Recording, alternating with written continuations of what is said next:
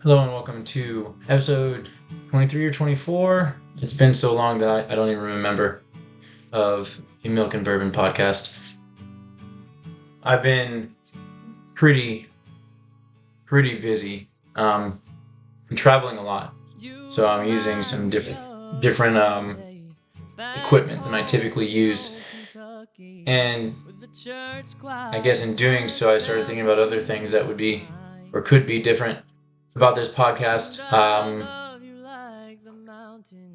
And there was a discussion from one of my buddies, from someone that does something like this. And he was talking about how he's been workshopping what he creates in an effort to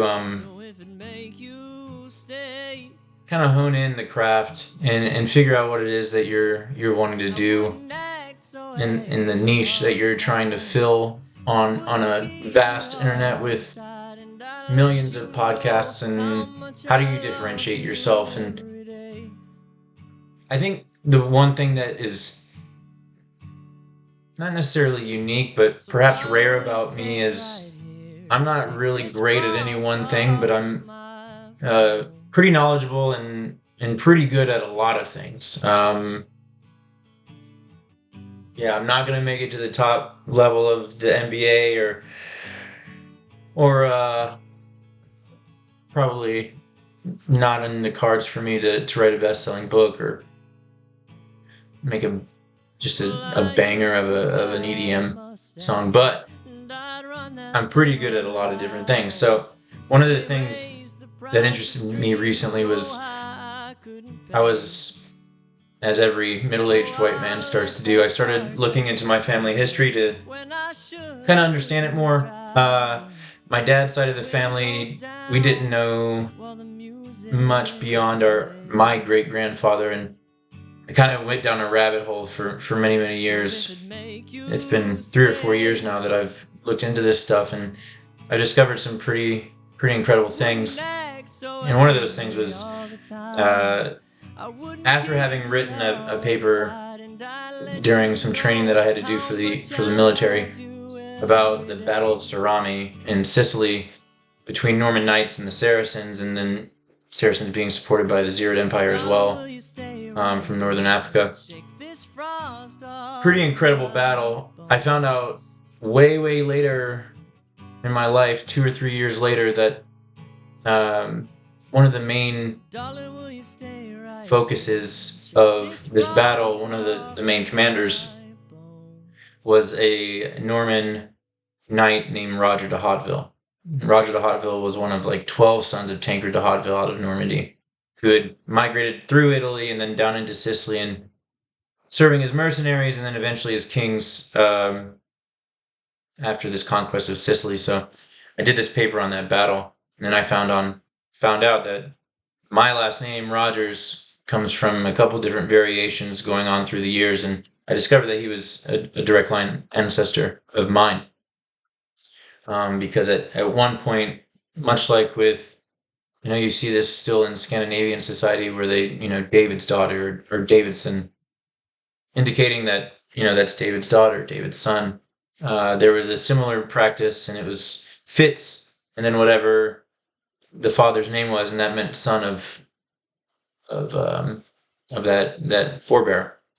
And so Rogers was originally Fitzroger, and Fitzroger came directly from Roger de Hauteville. So that kind of stuff about history has sparked interest in a lot of different things historically related that I've kind of just been gobbling up. And it's really easy for me to do. Reading those full books to provide a podcast for you guys is a little bit difficult in that it requires reading a whole book and then going through this whole creative process to create something for you guys to watch that's interesting and possibly informative as well. And I want to continue to do that. I don't want to be the kind of guy that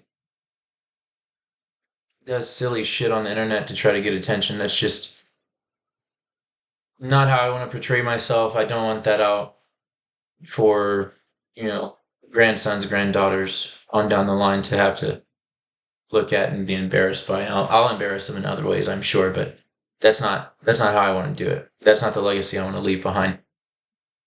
So Uh, and doing all of this, I've discovered a kind of interesting subset to history where people are placed in these predicaments that are it's hard to imagine them going through some of these trials and tribulations that we've had to go through as a species to get to this point where we have a relatively comfortable lifestyle. I mean, I don't it's not lost on me how easy it is to do things that once were the sole focus of survival um, for thousands of years. And then, even leading up to modern times, post-industrial revolution and everything, there was still some really incredible struggles. And I think we're living in fairly easy times. Um, I had a recent, did I even publish this podcast?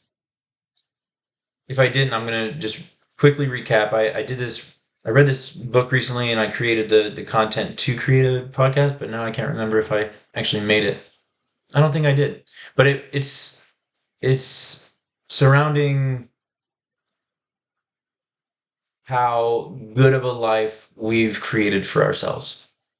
And the news can kind of skew a certain way as far as making money. They're going to show the worst of what we have to offer, uh, just to get the views. And it's kind of remarkable how much easier life is for the general populace, and I'm not just meaning in America, um, to live. So, anyways, that was a long explanation leading up to what this podcast is about. And like I said, something about those dire survival situations that are, well, you know, yeah, dire survival situations that people lead themselves into that force the raw human, unencumbered by societal norms, out. And it's interesting case studies, and I may do a couple of these where people are put in situations where they have to make impossible decisions in order to survive. And I want to make it clear that I'm not doing that because I've got some macabre fetish. It's really just observing humans in their most animalistic form, separating or being separated from situations that society dictates, and then analyzing how they respond. I think that's a worthy endeavor in a worthy case study, and there's a lot to go around. And the one that I wanted to talk about today is the sinking of the whaling boat Essex in the West Pacific. Um, Gosh, so there's a lot of different things to this. I just watched the movie Into the Heart of the Sea. God, what a star-studded cast that has. And that kind of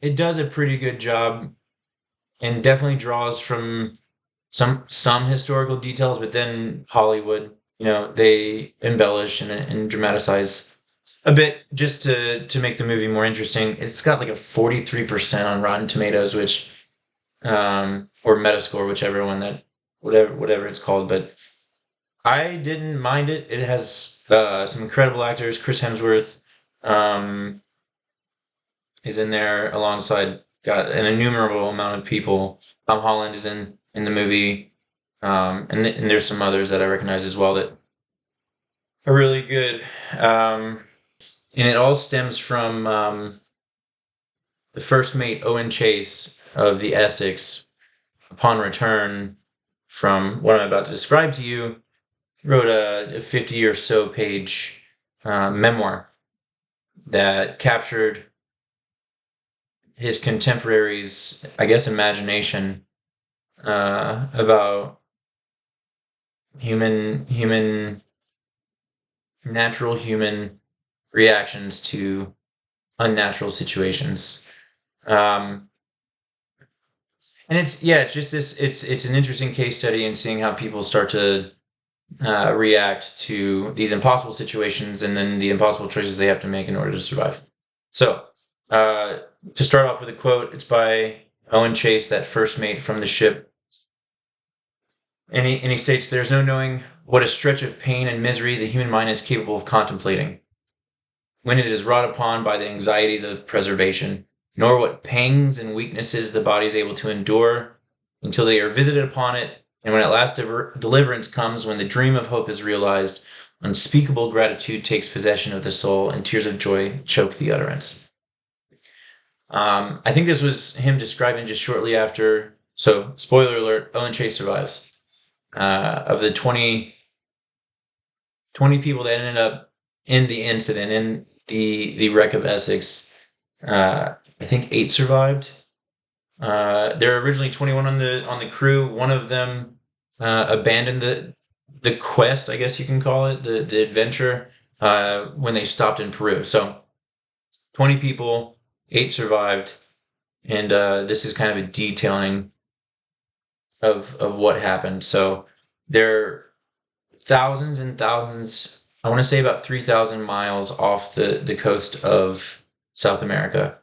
And the reason they went out so far is whaling was starting to take effect. At its height, I think 50,000 whales a year were dying, and they just didn't have the ability to replenish. And I think as a result, almost as a natural survival instinct, most of the whales pushed out to an impossible distance. And I'll show a picture here of kind of how far out they were off the coast. And when you look at it from the zoomed out portion, you don't see any land.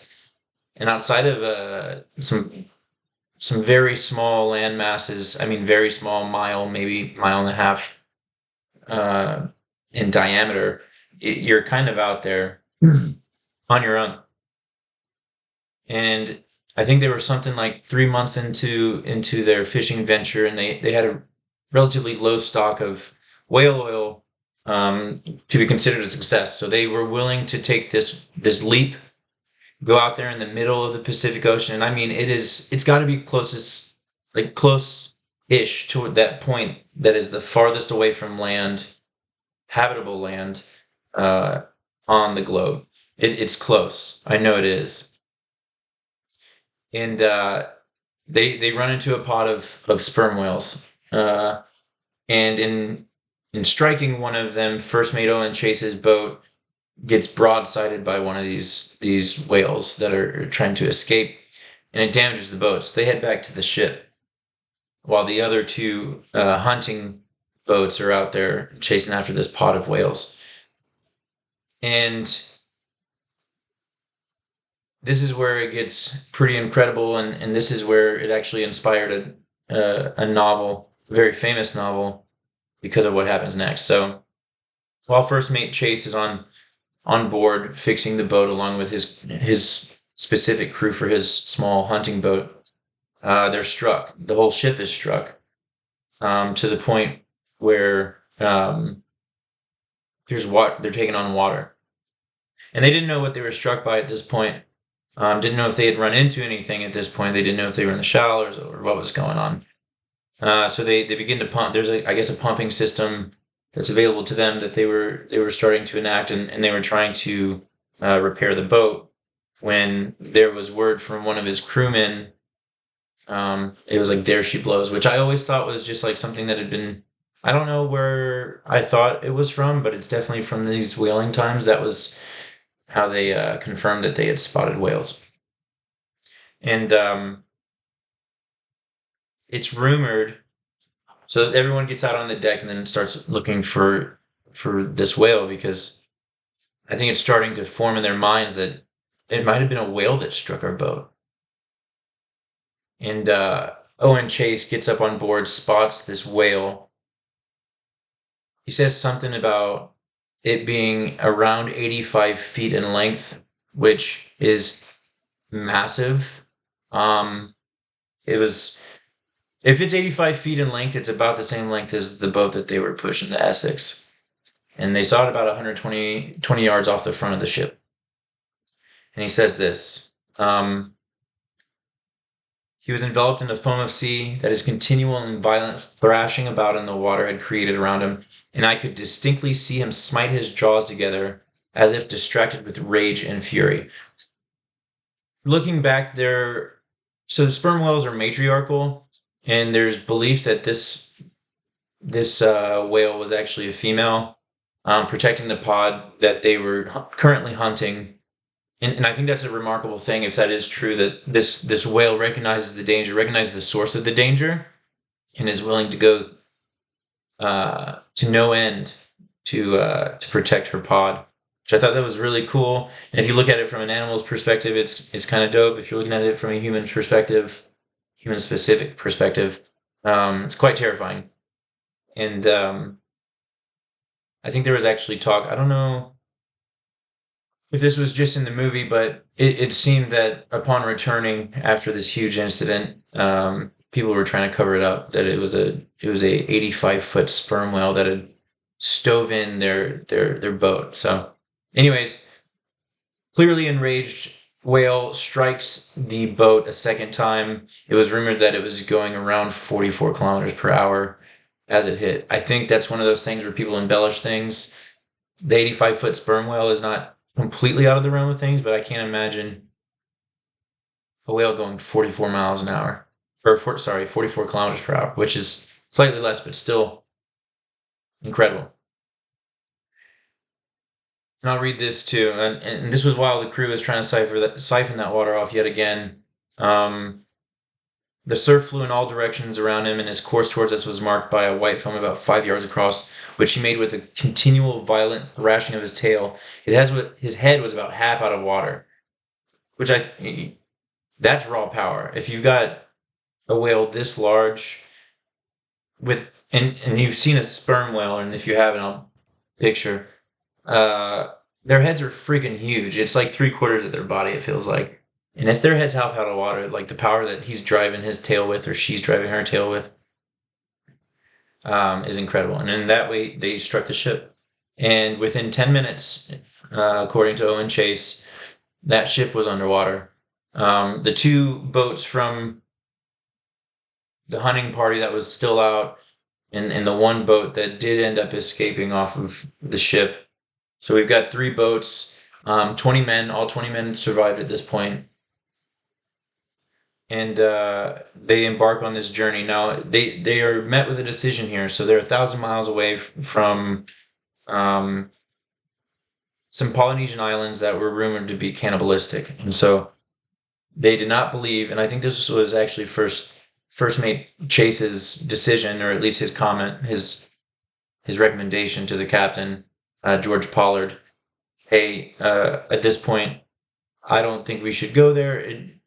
Them receiving us could be dangerous and could lead to an all-out war. And they were able to salvage a couple of weapons. They were able to salvage bread, a couple of crates of that, and drinking water. So I think he said something about 100 pounds worth of bread and then 65 gallons of water is what they were able to salvage off the boat before it went off. But they were definitely in no way, shape, or form in a comfortable situation, and they didn't have the weaponry to possibly stave off attackers if they were to go to this island. So 3,000 miles off the coast of South America, they decided to head back east, hoping to hit some land masses on the way to replenish their water store. and it doesn't quite go this well.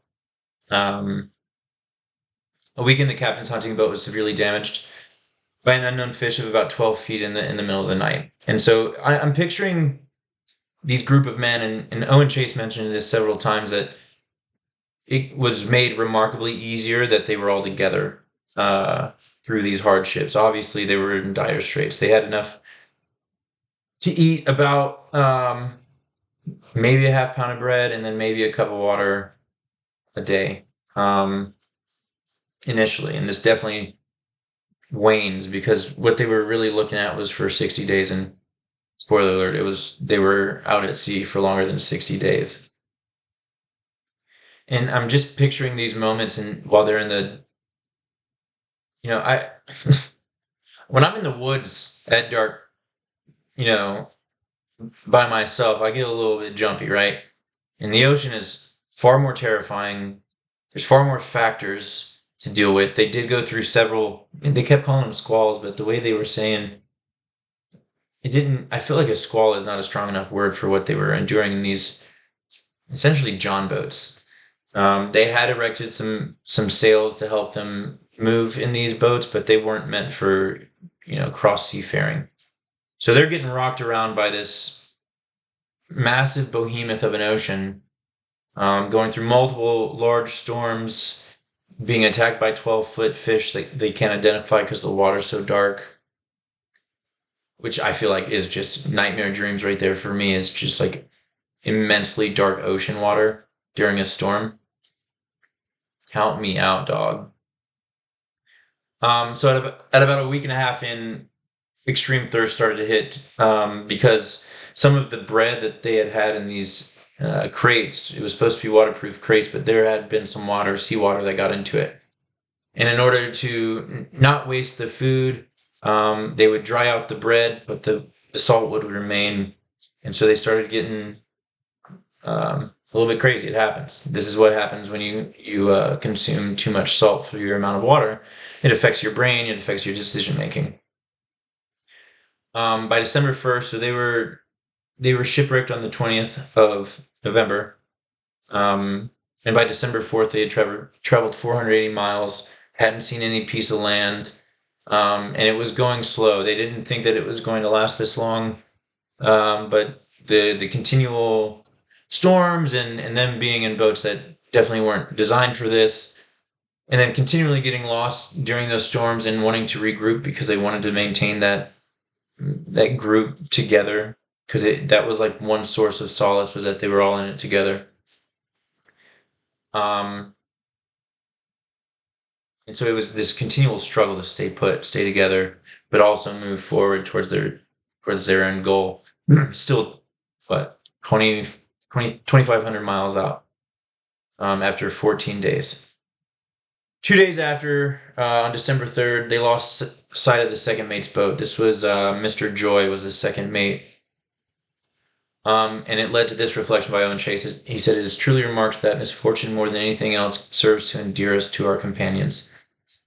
So he was talking about the shared hardship, which I think I've talked about before. If not on this podcast, then when I visit on other ones, there's a military podcast that I was on that the host was gracious enough to have me on for. Thought my story was interesting enough. And he went over this with me about, it is quite incredible the bond that you create with someone having gone through hardship together. So it was kind of cool to see this from Owen Chase as well, and I get it.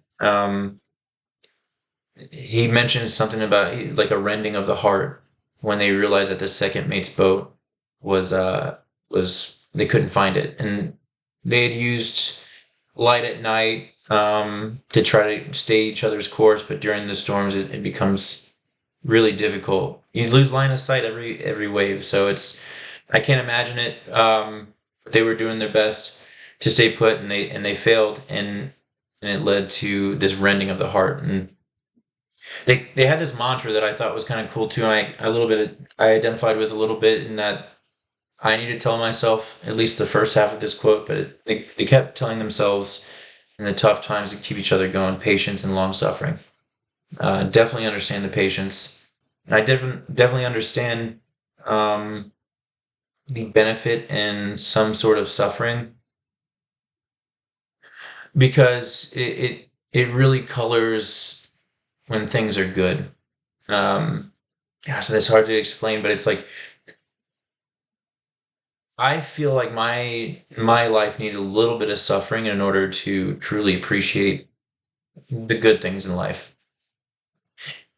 And I could posit that a lot of the people that have lived the lifestyle that, didn't have suffering involved has led to a lot of people almost self-imposing some suffering on themselves through drug use or alcohol abuse, or what have you. I think I just want to run down like kind of what ended up happening uh, as things got pretty dire for them. So we left off with them losing sight of the second mate in his boat, and then a little bit of reflection on how shared misfortune can develop this bond rather rapidly at that between people that are suffering together. It's this mutual suffering leads to this desire to continue to to persevere, and then when it's taken from you, it kind of weakens you. But nearly a month and some change after the shipwreck on December 20th, the boats found land in what they thought was Ducey's Island. Where they ended up actually hitting at was Henderson Island, I want to say it was like 150 miles west, which will factor into kind of their next leg of the journey. And they got there and immediately found an abundance of seabird eggs and crabs and fish in these ponds or in these tide pools that were being left behind as the tide receded. But what they were having a really tough time, and what was actually depicted in the movie pretty well, uh, they were having a really tough time finding water. And on the third day, because this was the whole reason that land is so valuable to them, is it's to replenish the resources. Obviously, they want to continue to get home, but they're struggling at this point. They've been on the water for 32 or 33 days, and starvation has definitely taken its toll. And really, what First Mate Chase mentioned the most was the need for water, and how they were just like they were going crazy. They were losing their minds from thirst.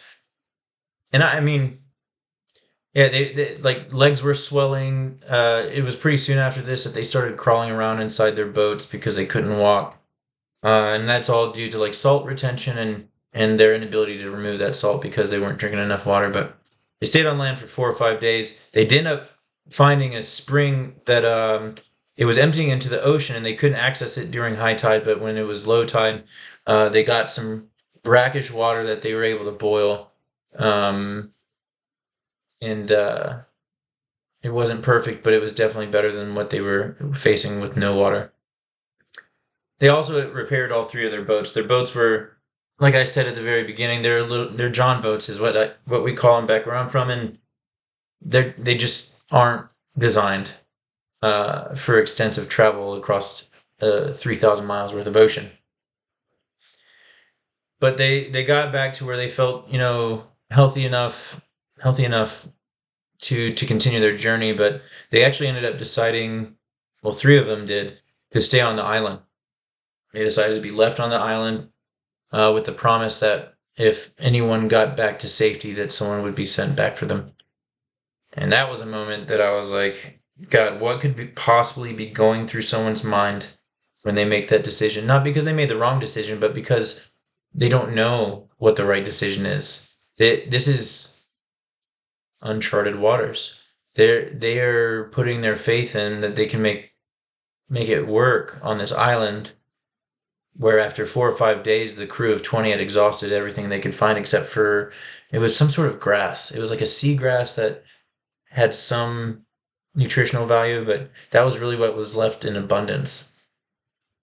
So they put their, not knowing if anyone was going to come back for them ever, they agreed, those three, to stay behind. And then, while no one else knew about this, the second mate died unexpectedly a couple weeks later. So this is about 14 days in the future, January 3rd, 1820. And the second mate dies.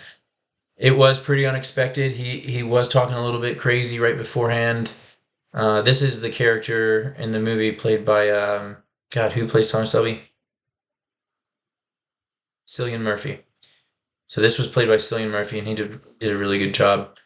It was a little bit different, the circumstances on how he died, but it stayed true to form, I guess, to some extent. But all right, so on the 13th of January was the last time all three boats were together. They were separated in a storm in the middle of the night. The despair, the despondency that they felt after this. What I failed to mention is that at some point the second mate's boat had made its way back to them before they landed on the island. They all landed on the island together. The second mate died shortly after, and then about 10 days after that was when all three boats were separated, this time for good. And it was also at this point that, given the amount of land, or about amount of distance they had covered to land, and how much they had left, they were reduced to 1.5 ounces of bread a day. Shortly after, about a week later, on Owen Chase's boat, Richard Peterson died, succumbing to starvation. And then on the 9th of February, 2 weeks after that, Isaac Cole died, the second person to die in the first mate's boat. And it was at this point that First Mate Chase suggested the inconceivable, the impossible, if you will. And that was to keep the body for food. And it was at this point that they quartered and extricated some organs from within the body, sewed him back up, and consigned him to the sea. And as he was procuring this, I guess looking back on it, Chase said, humanity must shudder at this dreadful recital. I have no language to paint the anguish of our souls in this dreadful dilemma. At this point, there were 3 people left in the first mate's boat. And there was no signs of salvation in sight. And shortly after, about a week and a half later after that, on 18 February, a man named Thomas Nickerson, and he was really a boy. He was the youngest on the adventure. He was 14 years old. He had been orphaned and was trying to make a name for himself going on this ship. He laid down to die. He had given up. They had reached the just complete end of their emotional and mental exhaustion, and just didn't have the resilience to continue on. And Mr. Chase, the first mate, recalled that he was trying to encourage him, but the young man had given up, and he laid down and he was prepared to die. The next morning, Chase's boat, by all accounts a miracle, was spotted by the brig Indian, and it was an English vessel near the island of Masafuera. And I'll show this to you. Masafuera was almost 3,000 miles from the site of the Essex shipwreck, and they still had a couple hundred more to go to the coastline. Also, the captain's boat, about 5 days later, was rescued by an American whale ship, the Dolphin, by the island of St. Mary, which was even further along. And it was found at this point that of the, 9 that were in the captains in the second mate's boat, only 2 survived. 6 of them had been consumed for survival of the remainder. One of those didn't die of natural causes.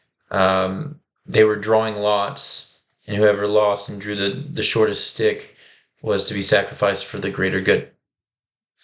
And this just so happened to be Captain George Pollard's cousin, Owen Coffin. In the movie, it showed that, because they were trying to paint Captain Pollard in the movie as kind of like this pseudo-villain, this conflicted villain that came from this established family that he shouldn't have even been captain, and they just kind of made it a thing where, like, oh, Chris Hemsworth, this first mate, Owen Chase, has all the experience and all the wherewithal to be the captain, but his father was a farmer, and so no one gave him the respect that was due. And I didn't really agree with that. I guess they have to make a villain in every movie outside of this 85-foot whale. But in reality, it was his cousin, Owen Coffin, that drew the short lot and Captain Pollard was willing to redraw lots, and actually he had convinced everyone else to do so as well. And in the movie, Owen Coffin is seen kind of as a pseudo villain as well, but in real life, I think all of these men behaved as chivalrous as they possibly could, and he actually accepted his fate, and he said, "Yeah, I will do this for the survival of the remainder." And as for the third boat, the second mate's boat, um, it was separated on the 28th of January, about 2 weeks after the three boats got separated from each other, and was never seen again. And I've wondered if maybe because when the captain was rescued, it was said that he was surrounded by uh, like bleached. There was nothing left on these bones, and they were human bones. And what was crazy is when they ran upon them, the captain and the other remaining survivor were sucking on bone marrow in order to survive.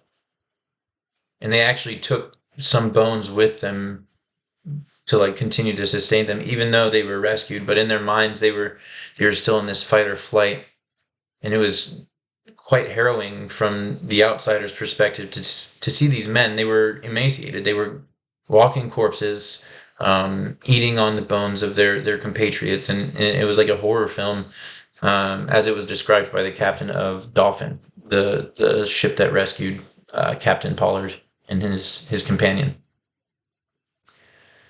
And now some afterward.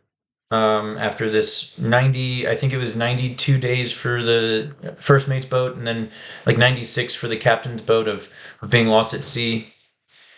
And then 3 months to get back to Nantucket. They were from Nantucket. That was really the center of whaling in the 19th century.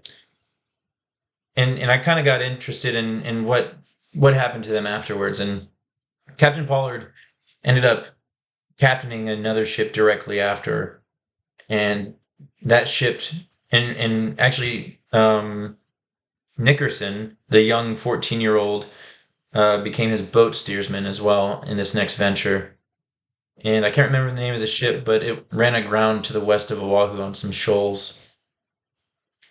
And Captain Pollard took this as a sign. His first two ships that he captained uh, met terrible fates, and both ended up at the bottom of the ocean, and he never sailed again. And in fact, he was ostracized by not just the townspeople, but also his family, because they discovered that he had consumed his own blood, his first cousin, Owen Coffin, in order to survive. So he led a hermit's life and died many years later. He was a very old man by the time he died, and he kind of lived to himself.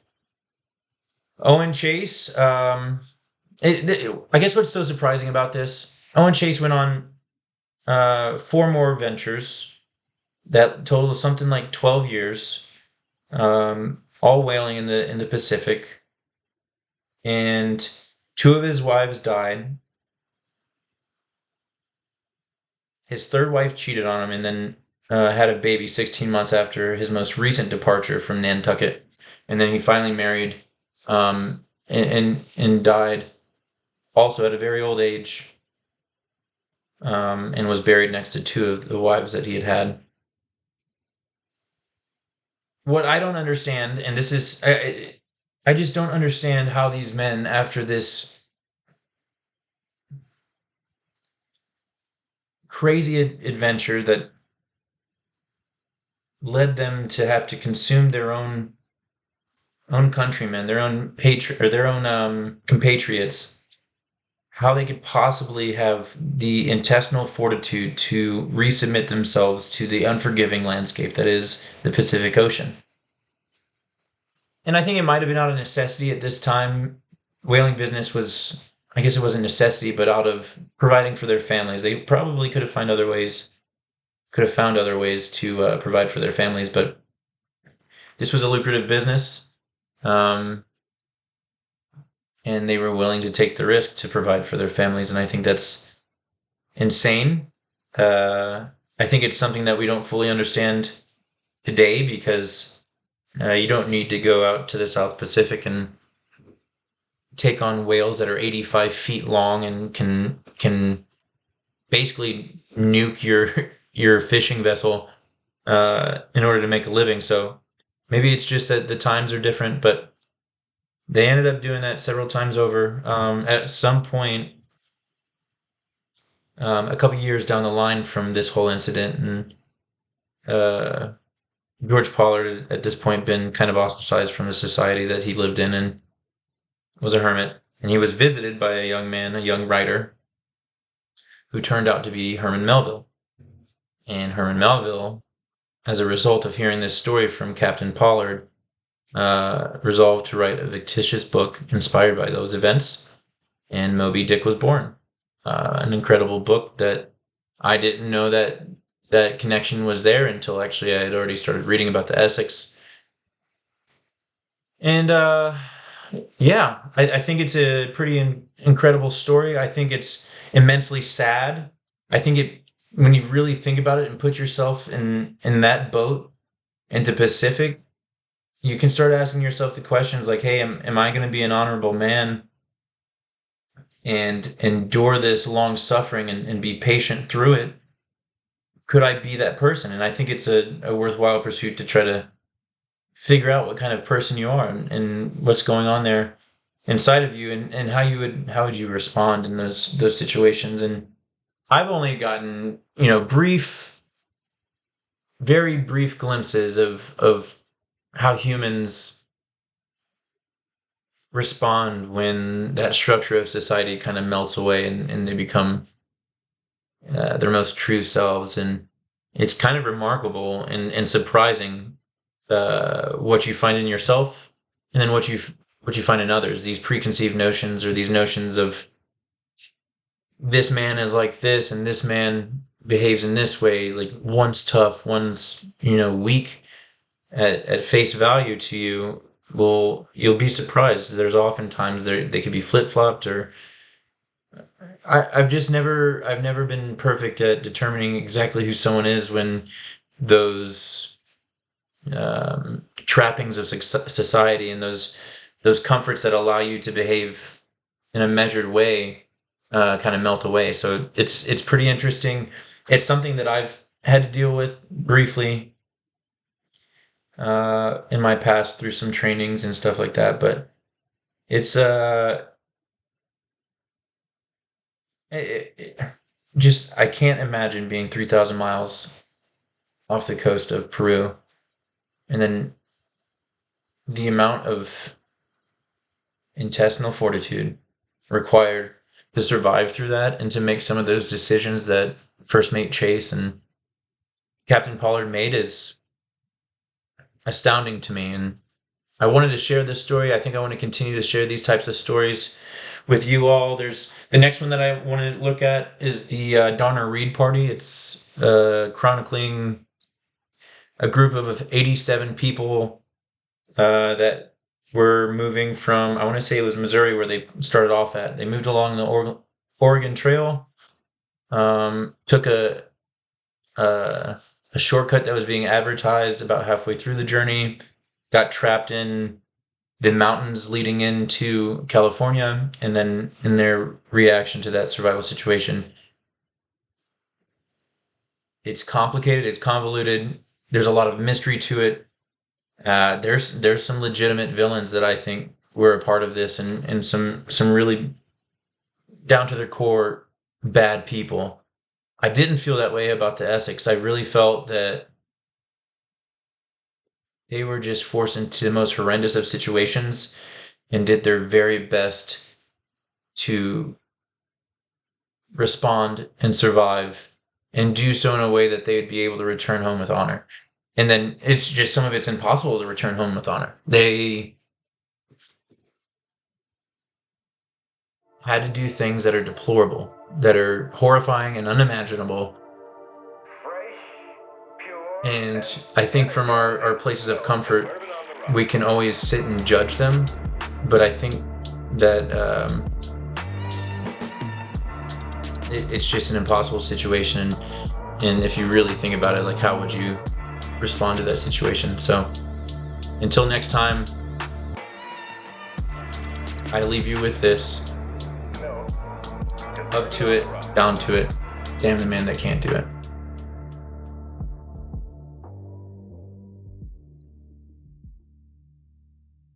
Peace, y'all. Till next time.